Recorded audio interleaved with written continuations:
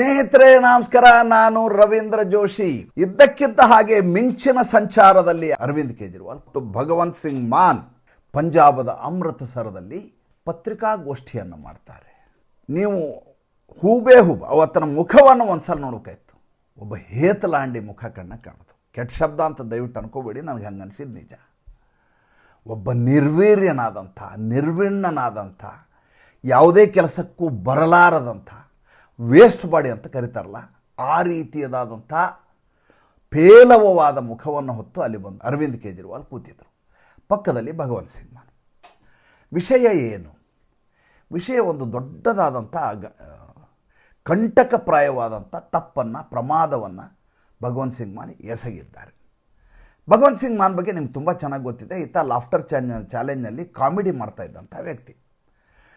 ಈತ ಸಿಖ್ ಅನ್ನುವಂಥ ಕಾರಣಕ್ಕೋಸ್ಕರ ಆತನ ಮುಖವನ್ನು ಇಟ್ಕೊಂಡು ರಾಜಕೀಯ ಶುರು ಮಾಡಿದರು ಅರವಿಂದ್ ಕೇಜ್ರಿವಾಲ್ ಪಂಜಾಬ್ದಲ್ಲಿ.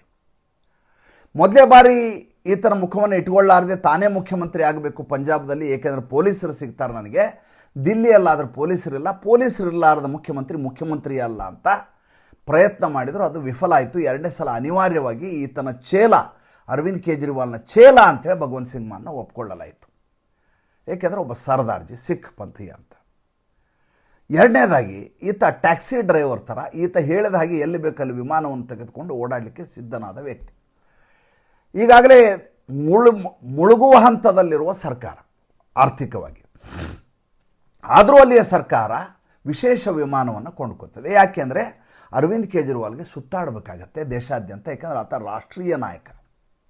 ನಾನು ನಿಮಗೊಂದು ಮಾತು ಹೇಳಿದೆ, ಈತನ ಬಗ್ಗೆ ನಿಮ್ಗೆ ಗೊತ್ತಂತ. ಏನಂದರೆ ಈತ ಸದನದಲ್ಲಿರಲಿ, ಈತ ಹೊರಗಡೆ ಇರಲಿ, ಜನರನ್ನು ಭೇಟಿ ಆಗ್ತಿರಲಿ, ಸಮಾರಂಭದಲ್ಲಿರಲಿ, ಏರ್ಪೋರ್ಟ್ಗೆ ಹೋಗುವ ಸಂದರ್ಭ ಇರಲಿ, ಯಾವಾಗಲೂ ಟೈಟ್ ಆಗಿರ್ತಾರೆ, ಯಾವಾಗಲೂ ಪಾನಮಿತರಾಗಿರ್ತಾರೆ.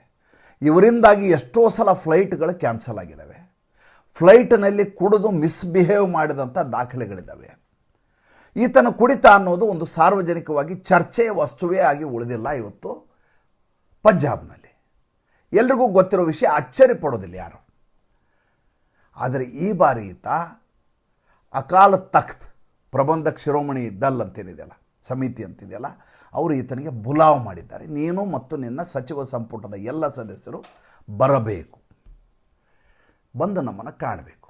ಪಕ್ಕಾ ಖಲಿಸ್ತಾನಿ ಮನಸ್ಥಿತಿಯ ಜನ ಅವರು. ಅದ್ರ ಬಗ್ಗೆ ಎರಡು ಮಾತೇ ಇಲ್ಲ. ಪ್ರಬಂಧಕ್ ಸಮಿತಿ, ಶಿರೋಮಣಿ ಗುರುದ್ವಾರ ಪ್ರಬಂಧಕ್ ಸಮಿತಿ ಅಂದರೆ ಆ ಖಲಿಸ್ತಾನದ ಇನ್ನೊಂದು ರೂಪ ಅಂತ ಹೇಳ್ಬೋದು ನೀವು. ಕಾರಣ ಏನು? ಕಾರಣ ಈತ ಕುಡಿತಾ ಇದ್ದಾನೆ. ಕುಡಿತಾ ಸಿಖ್ ಧರ್ಮಗುರುಗಳ ಮೇಲೆ ಡ್ರಿಂಕ್ಸ್ ತೊಗೊಂಡು ಅದ್ರ ಮೇಲೆ ಚೆಲ್ತಾನೆ, ಪ್ರೋಕ್ಷಣೆಯನ್ನು ಮಾಡ್ತಾನೆ. ದೇವ್ರಿಗೆ ಹೆಂಗೆ ನಾವು ಪೂಜೆ ಮಾಡುವ ಪ್ರೋಕ್ಷಣೆ ಮಾಡ್ತೀವಲ್ಲ, ಅಕ್ಷತೆ, ತುಳಸಿ, ಹೂವು ಪ್ರೋಕ್ಷಣೆ ಮಾಡ್ತೀವಲ್ಲ, ಹಾಗೆ ಡ್ರಿಂಕ್ಸ್ ತೊಗೊಂಡು ದೇವ್ರ ಮೇಲೆ ಹಾಕ್ತಾನೆ. ಈ ವಿಡಿಯೋ ರೆಕಾರ್ಡಾಗಿ ಎಲ್ಲ ಕಡೆ ವೈರಲ್ ಆಗ್ಬಿಡುತ್ತೆ. ಸಿಖ್ ಧರ್ಮೀಯರಿಗೆ ನೀವು ಅವರ ಗುರುಗಳ ಬಗ್ಗೆ ಮಾತಾಡಿದರೆ ತಡ್ಕೊಳಿಕ್ಕಾಗಲ್ಲ ಅವ್ರಿಗೆ. ಬೇಕಾದರೆ ಅವರ ಕೃಪಾಣ್ ಅಂತಿರ್ತಲ್ಲ, ಅವ್ರದ್ದೊಂದು ಕತ್ತಿ ಇರುತ್ತೆ ಯಾವಾಗಲೂ. ದೇಶವನ್ನು ಕಾಯಲಿಕ್ಕೆ, ಹಿಂದೂಗಳನ್ನು ಕಾಯಲಿಕ್ಕೆ ಬಂದಂಥ ವೇಷಭೂಷಣ ಅದು. ಭಾಳಷ್ಟು ಜನರಿಗೆ ಗೊತ್ತಿಲ್ಲ. ಹಿಂದುತ್ವವನ್ನು ಕಾಪಾಡಲಿಕ್ಕೆ, ಹಿಂದೂ ಧರ್ಮವನ್ನು ಕಾಪಾಡಲಿಕ್ಕೆ ಒಂದು ಗುರು, ಒಂದು ಗುಂಪು ಮತ್ತು ಸಮೂಹ ಹೊರಗಡೆ ಬಂದು ಗಡ್ಡವನ್ನು ಮಾಡಿಕೊಳ್ಳಾರ್ದೆ, ಕೇಶವನ್ನು ಕತ್ತರಿಸಿಕೊಳ್ಳಾರ್ದೆ, ಕೃಪಾಣ ಇಟ್ಕೊಂಡು ಸೊಂಟದಲ್ಲಿ ಹೋರಾಟ ಮಾಡಿದ ಇತಿಹಾಸ ಇರುವಂಥ ಪಂಥ ಸಮುದಾಯ ಸಿಖ್ರು, ಹಿಂದೂಗಳ ಪರವಾಗಿದ್ದವರು. ಈಗ ಖಲಿಸ್ತಾನಿ ಶಕ್ತಿಗಳು ಬಂದು ನಾವೇ ಬೇರೆ ಅಂತ ಕತೆ ಹೇಳ್ತಾ ಇದ್ದಾರೆ. ಅದ್ರ ಬಗ್ಗೆ ನಾನು ಈಗ ಮಾತಾಡೋಣ. ವಿಷಯ ಏನು? ವಿಷಯ ಏನು ಅಂತಂದರೆ, ನಮ್ಮ ಧರ್ಮಗುರುಗಳಿಗೆ ನೀವು ಅವಮಾನ ಮಾಡಿದ್ದೀರಿ, ನೀನು ರಾಜೀನಾಮೆ ಕೊಡೋಕೆ, ನಿನ್ನ ಸಂಪುಟ ಸದಸ್ಯತ್ವ ಇರಬಾರ್ದು, ಅನೂರ್ಜಿತಗೊಳಿಸ್ತೀವಿ ನಾವು. ಈತ ಏನು ಹೇಳ್ದ?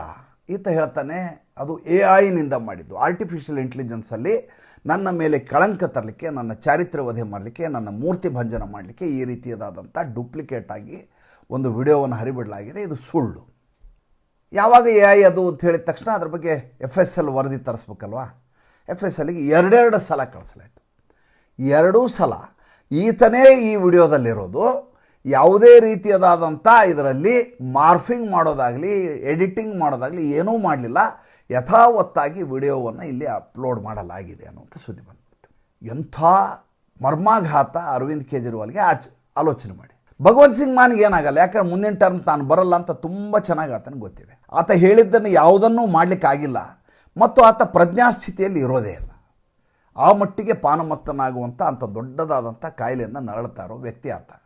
ಜೊತೆಗೆ ಆತನಿಗೆ ನಿಭಾಯಿಸಲಿಕ್ಕಾಗ್ತಾಯಿಲ್ಲ. ಆರ್ಥಿಕ ಮುಗ್ಗಟ್ಟಿದೆಯಲ್ಲ ಆ ರಾಜ್ಯದ್ದು, ಅದನ್ನ ನಿಭಾಯಿಸಲಿಕ್ಕಾಗ್ತಾಯಿಲ್ಲ. ಪಂಜಾಬದ ಹೆಣ್ಮಕ್ಳು ಮಾಸಿಕ ನೀವು ಮಾಸಾಶನ ಕೊಡ್ತೀನಿ ಅಂತ ಹೇಳಿದ್ರು, ಕೊಟ್ಟಿಲ್ಲ ಅಂಥೇಳಿ ದಿಲ್ಲಿಯ ಅರವಿಂದ್ ಕೇಜ್ರಿವಾಲ್ ಮನೆ ಮುಂದೆ ಪ್ರತಿಭಟನೆಯನ್ನು ನಡೆಸಿದ್ರು. ಆ ಮಟ್ಟಿಗೆ ಈತನ ಸರ್ಕಾರ ಇದೆ.